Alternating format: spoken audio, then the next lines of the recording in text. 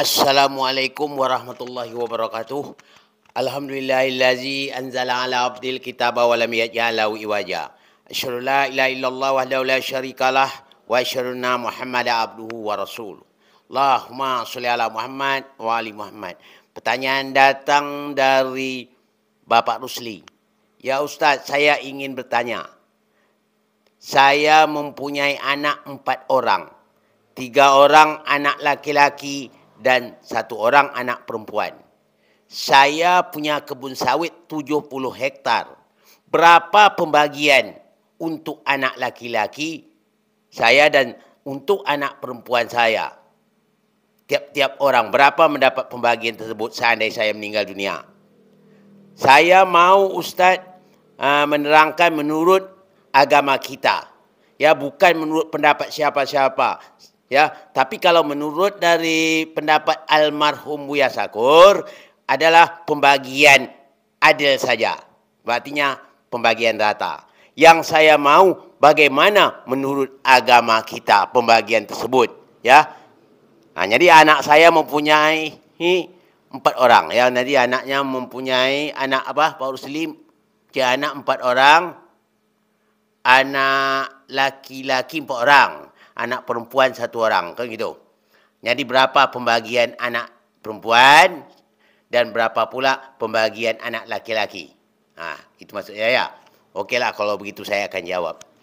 Untuk pembagian harta pusaka itu tak bisa menurut kita, ya. Menurut kita asal bagi sama rata itu tidak boleh. Nanti kita dibenamkan oleh Allah ke dalam neraka nanti. Ya, kenapa kamu sampai masuk neraka? Masalah pembagian harta.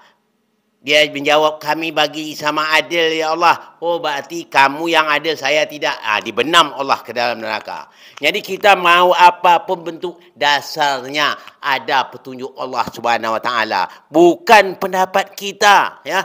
Tak laku pendapat kita. Nah, apa keterangan oleh Allah Subhanahu Wa Taala yang sebagaimana yang dinyatakan oleh Allah dalam surat Nisa ayat 11 jelas.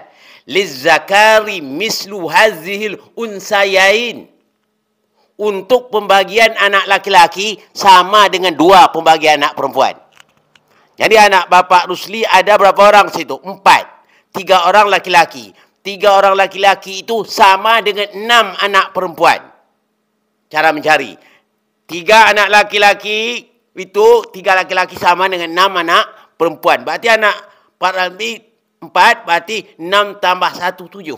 Jadi cara pembagiannya untuk anak perempuan adalah 1/7 kali harta yang Bapak Rusli tinggalkan. Jadi 1/7 kali 70 hektar. 1/7 kali 70. Berarti 10 hektar untuk anak perempuan. Dan 20 hektar tiap-tiap anak laki-laki. Ya, jadi anak laki-laki anak laki-laki Pak Rusli mendapat 20 hektar setiap anak laki-laki. Jadi hartanya 70 berarti anak laki-laki 3 orang anak laki-laki mendapat 60 hektar dan 1 orang anak perempuan dapat 10 hektar. Jadi 1 orang laki-laki sama dengan 2 orang perempuan yang dikatakan oleh Allah lizzakari mislu hazihil unsayain. Pembagian anak laki-laki sama dengan 2 orang anak perempuan. Jadi pas kan? Anak laki-laki bapak mendapat 20 hektar, anak perempuan bapak 1 orang mendapat 10 hektar. Jadi 1/2. Pas kan? Begitu. Itulah yang seadil-adil menurut Allah. Kadang-kadang orang kita ini sebetulnya tak paham. Ya, beragama. Al-Quran hafal. 30 juz hafal, tapi dia tak tahu apa artinya. Berapa banyak sih orang kita hafal 30 juz, bangga dia. Tapi apa yang tercantum dalam Quran dia tak ngerti. Pepatah orang kita Jawa apa? Orang paham, orang guna. Ya. Boten paham, boten gina. Tak paham, tak berguna. Walaupun kita hafal 30 juz, tak paham kita apa maksud dari ayat Quran itu. Tak berguna sebetulnya. Di sini saya sampaikan untuk Pak Rusli pada kesempatan ini. Jadi anak Pak Rusli yang perempuan tadi mendapat 10 hektar. Anak laki-laki tadi setiap anak laki-laki mendapat 20 hektar. Berarti jumlahnya 70 hektar. Ya.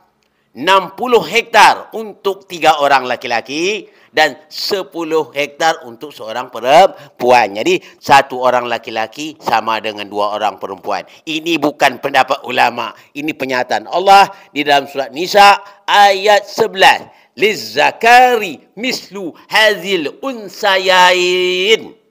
1 orang laki-laki sama dengan 2 orang perempuan. Ini mudah-mudahan Pak Rusli faham. Ya, yang penting kita faham, ya.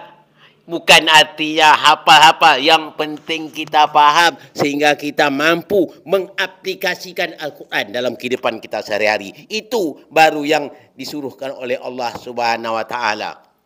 Apa kata Imam Ahlul Bait pernah mengatakan, ya, orang walaupun dia tidak hafal tapi dia faham tentang kami, faham tentang Al-Quran, itu lebih berharga daripada orang hafal beribu-ribu hadis, mengetahui tentang hafal Al-Quran tapi dia tak faham.